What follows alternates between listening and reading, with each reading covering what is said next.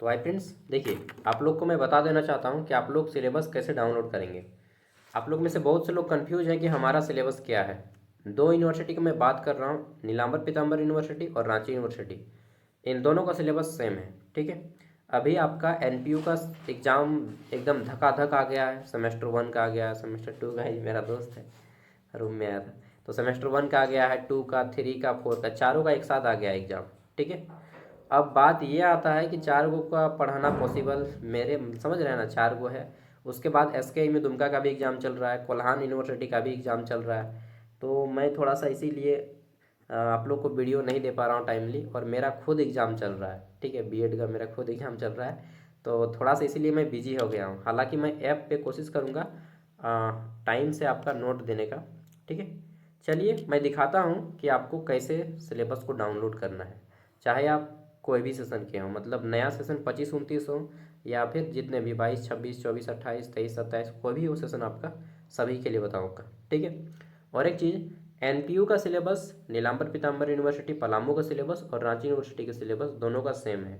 क्योंकि एनपीयू जो है रांची यूनिवर्सिटी से ही कट के बना है, ठीक है, 2009 में।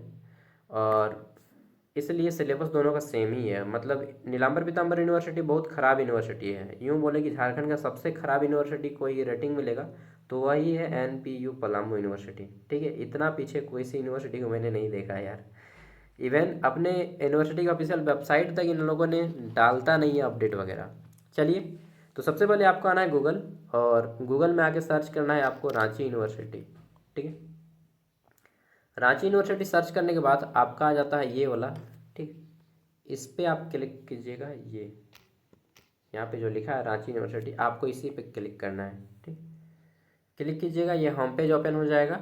इसके बाद थोड़ा सा ऊपर उठाएंगे, ठीक, और ऊपर यहाँ पे देखिए आपको नीचे मिल जाता है क्विक लिंक्स, ये देख रहे हैं क्विक लिंक्स, ठीक।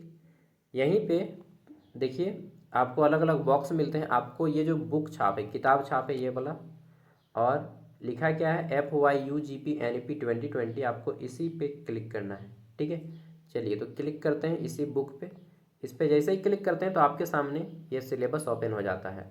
अब देखिए मैं सिलेबस बताने जा रहा हूँ कि किसका कौन सा सिलेबस है।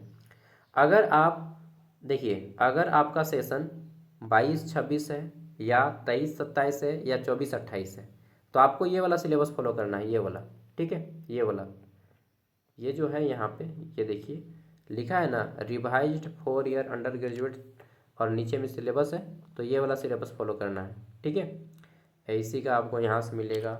अभी 25-29 का भी बताऊँगा, बेक का है, एमडीसी का है, माइनर का है, ठीक है। फिर आपका मेजर पेपर का यहाँ पे है, और इसके नीचे भी एक सिलेबस है, इसको नहीं जाना है, ये नीचे वाला सिलेबस को नहीं देखना है। ये वाला सिलेबस केवल सेमेस्टर 1 के लिए था, 22-26 यूनिवर्सिटी सेमेस्टर 1 और 2 के लिए था, ठीक है। तो इसको नहीं देखना है, आपको ये वाला देखना है। और इसके ऊपर में जो सिलेबस है ये 25-29 सेशन का है। देखिए यहाँ पे लिखा भी है, revised 4 year under graduate programme FYUP implemented, ठीक है, implemented from session 2025 to 2029 onward, ठीक है। तो 25-29 और आगे तक के लिए ये वाला सिलेबस है, ठीक है। आपका मेजर पेपर यहाँ पे है, देखिए कॉमर्स का, ये बीएससी वालों का, बीए वालों का, ठीक है। ये देखिए आपका ये हो गया सिलेबस। इसके साथ ही यहाँ पे आपको मिल जाता है एसी पेपर का सिलेबस, यहाँ से होगा, भैक का यहाँ से होगा, एमडीसी का यहाँ से होगा, माइनर वोकेशनल यहाँ पे है, और SAN मतलब इंडियन नॉलेज सिस्टम का यहाँ पे है। कैसे चेक करना है चलिए मैं दिखाता हूँ। तो जैसे मैं यहाँ पे आपको दिखा देता हूँ, सैक पेपर आप लोग खोज के नहीं निकाल पाएंगे। जैसे अगर आपका सैक पेपर हिस्ट्री है तो क्या कीजिएगा, हिस्ट्री पाइएगा, ठीक, हिस्ट्री पे क्लिक करते हैं और इसको ऊपर उठाते हैं, ऊपर उठाते चलिएगा, थोड़ा सा बता देता हूँ।